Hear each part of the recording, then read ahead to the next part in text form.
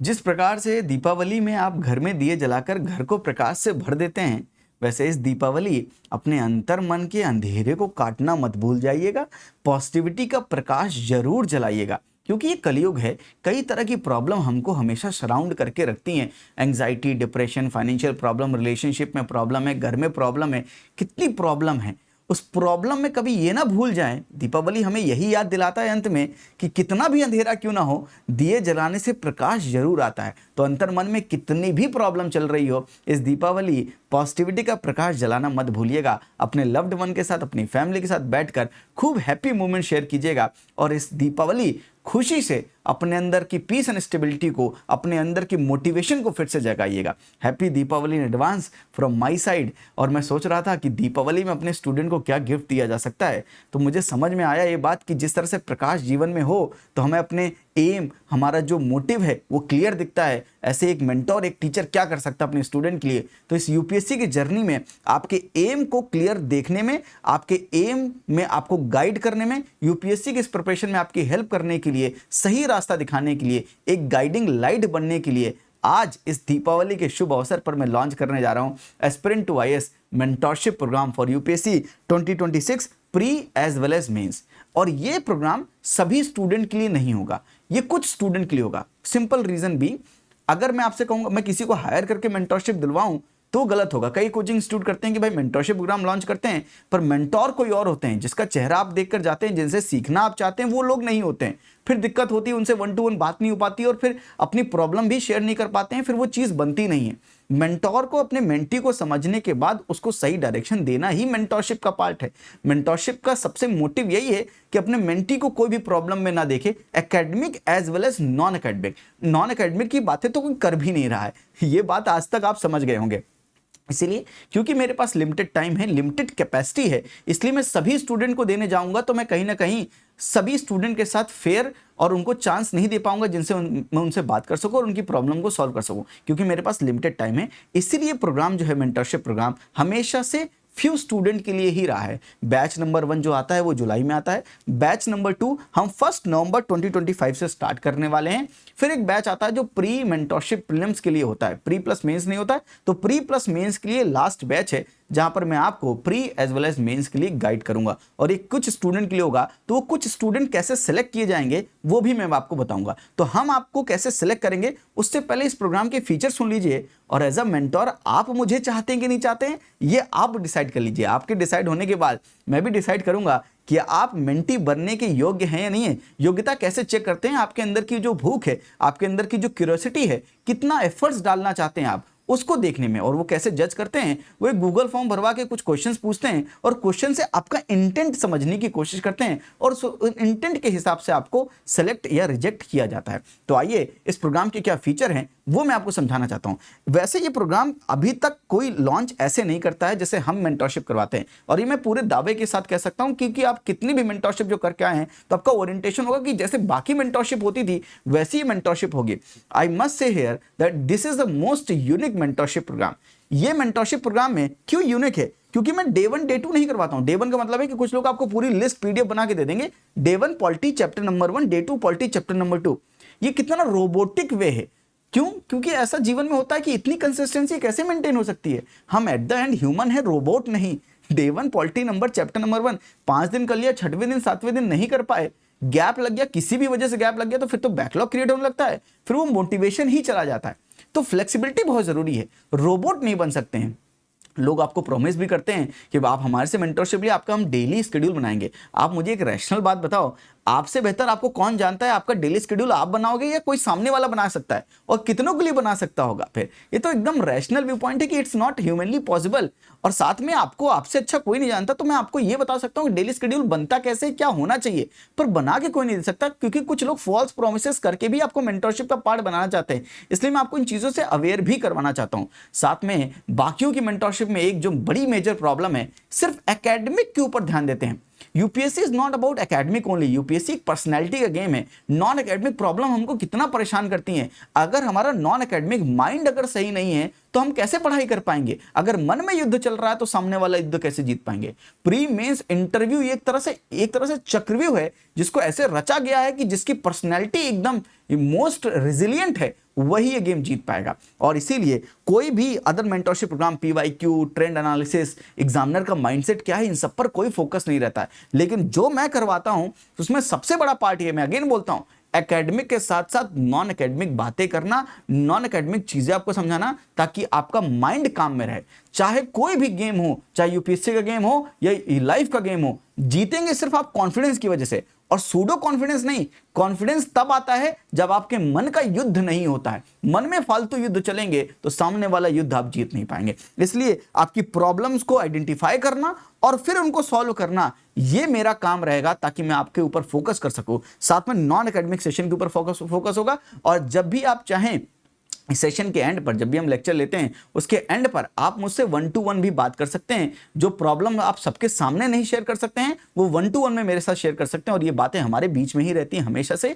ये हमारा एक बॉन्ड रहता है कि जो भी हमारी और आपकी बातें हो रही हैं वो आपके हमारे बीच में रहेंगी, और उसका जो अप्रोप्रिएट सॉल्यूशन हो वो मैं दे सकूं। चाहे वो किस तरह की भी बात क्यों ना हो, कितनी भी प्राइवेट क्यों ना हो, वो सुनने की क्षमता मैं रखता हूं। और साथ में उसके सॉल्यूशन के हिसाब से आपके लिए बेस्ट क्या होगा, ताकि आपका माइंड सॉल्व हो सके और फिर आप प्रिपरेशन पे ध्यान दे सके। और एग्जामिनर के माइंडसेट को समझाने के लिए तो मैं पूरी मेहनत करता हूं, चाहे वो प्री हो चाहे वो मेंस हो। और इसलिए ये मोस्ट यूनिक प्रोग्राम है जहां पर आपको एकेडमिक नहीं, नॉन एकेडमिक एंगल से भी चीजें और आपके माइंड को बैलेंस करने की काम की जाएगी। साथ में आपकी मेमोरी पर भी काम किया जाएगा। इसलिए फ्यू स्टूडेंट के लिए और इसका सिलेक्शन प्रोसेस भी है, क्योंकि सबके ऊपर फोकस करना मेरे लिए ह्यूमनली पॉसिबल नहीं है। तो डेडिकेटेड कुछ स्टूडेंट को लेंगे और उनके ऊपर ही पूरा फोकस करेंगे। तो कैसे करेंगे, कोर्स की डिटेल देख लेते हैं। मेंस 2026 के लिए सबसे पहले हम सिलेबस की अंडरस्टैंडिंग लेंगे। जो अभी तक आपकी सिलेबस की अंडरस्टैंडिंग थी बहुत अच्छा है, जब आप मेरे साथ लेंगे तो अंडरस्टैंडिंग थोड़ी डिफरेंट होती है। पीवाईक्यू के एनालिसिस कैसे करते हैं, किस तरह से स्टडी करना है, कैसे अप्रोच करना है, इफेक्टिव स्टडी क्या होती है। पढ़ते बहुत लोग हैं, पढ़ने का तरीका चेंज करेंगे तो फिर आपका रिटेंशन पीरियड, मेमोरी कितने समय के लिए उस इंफॉर्मेशन को रिटेन कर पा रही है, वो रिटेंशन पीरियड बढ़ जाएगा। अगर पढ़ने का तरीका सही हो तो मैं लोगों को अगर आप कहो तो अगर 395 आर्टिकल्स हैं तो कम से कम 250 आर्टिकल्स तो लोगों को याद हो जाते हैं। लक्ष्मीकांत, पॉलिटी, बेयर एक्ट, जो पढ़ना चाहो फिर आप वो पढ़ सकते हो। 250 प्लस आर्टिकल्स मेमोरी में बैठाना और उसको लॉन्ग टर्म में रिटेन करने के लिए सही स्ट्रेटजी चाहिए, सही ढंग चाहिए। इतनी बड़ी हिस्ट्री है, इतनी बड़ी हिस्ट्री को कैसे पढ़ें, कैसे कंसोलिडेट करें, उसका एक तरीका है। अगर वो तरीका सीख लेंगे तो इतनी बड़ी हिस्ट्री भी कॉम्प्रोमाइज नहीं होगी आपकी और सब चीज कंसोलिडेट हो जाएगी। इसलिए पढ़ने का तरीका बड़ा इंपॉर्टेंट है। साथ में किस तरह से कंसोलिडेट करना है, दूसरे सब्जेक्ट से कैसे इंटरकनेक्ट करना है, ये भी सिखाएंगे। साथ में आंसर राइटिंग कैसे करना है। आंसर राइटिंग मतलब ये नहीं लिखना शुरू कर दिया। आंसर राइटिंग करने से पहले आंसर लिखने का माइंडसेट डेवलप करना पड़ता है। वो माइंडसेट क्या है, क्या आंसर को, क्या क्वेश्चन को देखकर क्या सोचें, किस तरह से अप्रोच करें, एग्जामिनेशन में सवाल की डिमांड क्या है, इंट्रोडक्शन के कितने टाइप होते हैं, कौन सा टाइप यहां पे अप्रोप्रिएट होगा, बॉडी कैसे स्ट्रक्चर करेंगे, कैसे डीकंस्ट्रक्ट करेंगे क्वेश्चन को, क्या कंक्लूड करेंगे, क्या कीवर्ड्स इंक्लूड करने होते हैं, ये मैं आपको सिखाना चाहूंगा। साथ में नोट कैसे बनाएं, क्या हर चीज के नोट्स बना डालें ताकि हमारी जो किताब हो और हमारे जो नोट्स हो उनकी एकदम साइज एकदम सेम हो।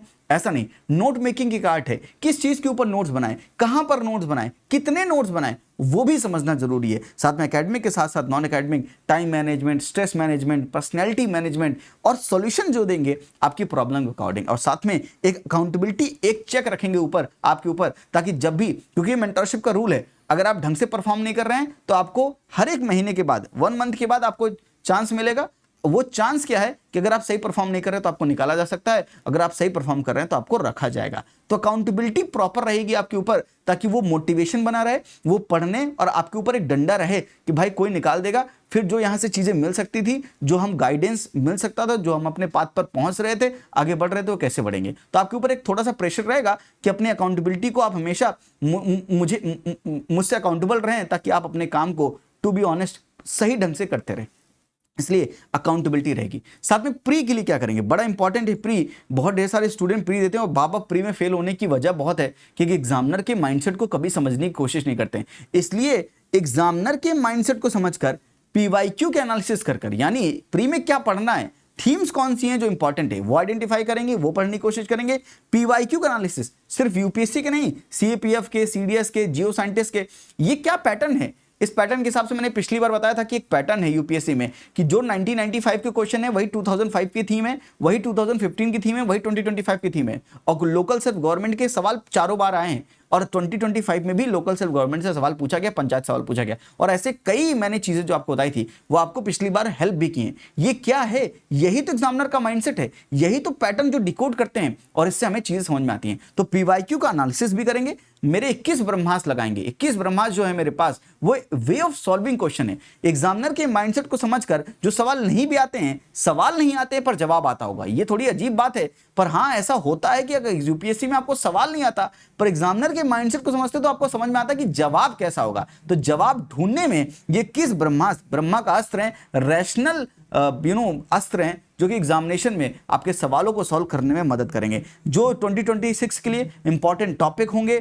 स्टैटिक करंट दोनों मैं बताऊंगा, सीसेट कैसे कवर करें, सीसेट की स्मार्ट स्ट्रेटजी भी समझाएंगे, रिवीजन कैसे करनी है और किस तरह से यूपीएससी के प्री को क्रैक करना है विद कॉन्फिडेंस, ये भी सिखाएंगे। साथ में करंट अफेयर का क्या रोल रहेगा, मॉक टेस्ट लेना चाहिए नहीं लेना चाहिए, कितने मॉक टेस्ट करने चाहिए और मॉक टेस्ट कितने नहीं करने चाहिए कौन से नहीं करने चाहिए, समझ रहे हैं, क्यों ज्वाइन करना है जबरदस्ती मॉक टेस्ट, क्यों आपको पैसे बर्बाद करने हैं इधर उधर जाके, कौन सा कोर्स लेना है कौन सा कोर्स नहीं लेना है, क्या करना है क्या नहीं करना है, ये सब कुछ आप मुझसे डिस्कस कर सकते हो। तो जो आप हड़बड़ी में डिसीजन लेते हो कि ये ज्वाइन कर लिया वो ज्वाइन कर लिया और फिर बाद में उसका अच्छा आउटपुट नहीं मिलता बल्कि रॉन्ग आउटपुट मिल जाता है, उससे भी आप बच सकेंगे। तो ओवरऑल आपकी जो कॉस्ट ऑफ प्रिपरेशन होगी वो भी कम हो सकेगी। लेकिन ये लाइव क्लासेस हैं, इनकी रिकॉर्डिंग्स नहीं है, क्योंकि वीकेंड में एक बार यानी वीक में हर एक वीक में एक मिनिमम 2-3 मैक्सिमम क्लासेस होंगी। तो 2-3 मैक्सिमम क्लास हो सकती हैं और एक मिनिमम क्लास तो होगी, जाहिर सी बात है।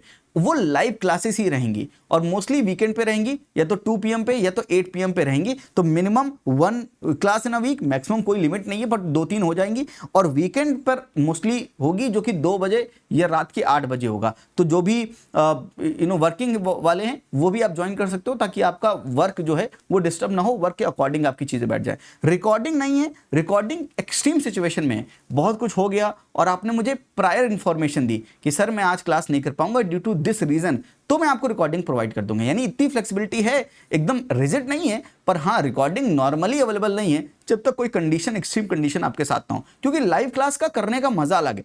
लाइव क्लास में आप सवाल पूछ सकते हो, इंटरेक्ट कर सकते हो, काफी चीजें लाइव क्लास में जो समझ में आती है, जो इंटरेस्ट रहता है वो रिकॉर्डिंग में होता नहीं, क्योंकि आपको पता है कि सामने वाले को आप 1.5 में चला सकते हो, 2 में चला सकते हो। तो जो जितनी स्पीड से सुनना है, समझना है, डाइजेस्ट करना है वो कर नहीं पाते, तो वो बड़ी दिक्कत हो जाती है। इसलिए मैं जानबूझ के रिकॉर्डिंग नहीं देता हूं, मैं प्रेफर करता हूं कि आप सबको लाइव बुलाऊं, आपके सामने बैठकर आपसे, और ये सब जूम के थ्रू होगा। तो आप मुझे दिखोगे और मैं आपको दिखूंगा, आपकी वीडियो ऑन होगी, आपका ऑडियो म्यूट होगा, जब मैं आपसे कहूंगा आप बातें करोगे। यानी एक लाइव इंटरेक्शन वाली क्लास है जहां पर मैं आपको समझकर आपको कुछ चीजें समझाऊंगा और अंत में आपके साथ कुछ चीजें डिस्कस भी करूंगा।